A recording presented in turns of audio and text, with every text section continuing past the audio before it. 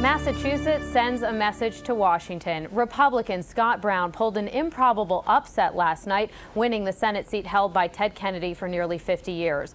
Brown's victory changes the landscape of the Senate and could be an indicator of bad times ahead for the Democratic majority in Congress. For more now on Scott Brown's Senate win, we're joined by David Mark, senior editor from Politico. Good morning, David. Good morning. Good to be with you. Good to have you here. So let's say Coakley ran a bad campaign, voter anger. What was it? Why did she lose?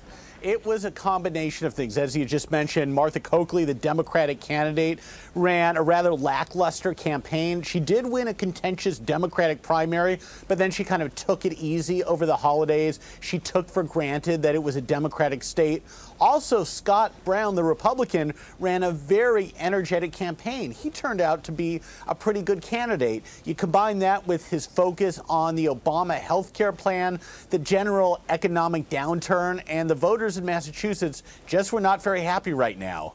The voters have spoken. A Republican now takes that 60th seat away, which changes the balance of power. How is this going to affect health care reform and the passage of that bill?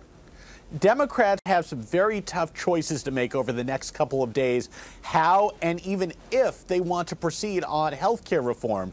They've got a couple legislative options. They could try and push the existing bill through the House. They could use a couple of other parliamentary tricks, but it is much tougher now. I think they have some real soul searching to do to look at the voters of Massachusetts and say, did they really want this? Remember, Democrats also lost the governorships in New Jersey and Virginia just a couple of months ago. So I think they've really got to look at these statewide races and say, what are voters so angry about? And as we head into 2010, it's also the one-year mark for President Obama in office. What is this telling us overall as far as Democrats and getting into office? This is not the way the Obama team probably wanted to be spending their one-year anniversary of being in office. I think it says as much as anything that President Obama is very good in persuading people to vote for him.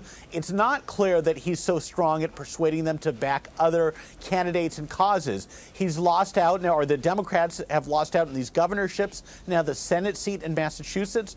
Also, when the president went over to Copenhagen, Denmark to rally for getting the Olympics to Chicago, that didn't work out either. So somewhere in between his personal persuasion, his personal popularity, there's a disconnect with what people actually believe and are willing to give him the benefit of the doubt for. You know, when it comes to Massachusetts, you often hear liberal Massachusetts because you think of the city of Boston. But, you know, what about the state overall? Were you surprised by the results, even, you know, given the polls? The polls actually turned out to be pretty accurate. The last several days, we've seen it about in the range that Mr. Brown, Senator-elect Brown, won by 5 or 6 points. I think what's troubling in particular for the Democrats is Republicans won a lot of the suburban areas.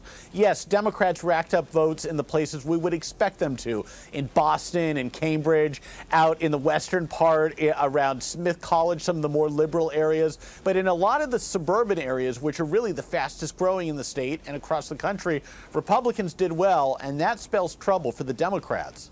Very interesting as we head into the 2010 elections. All right, David Mark from Politico. David, as always, thank you so much. Thank you.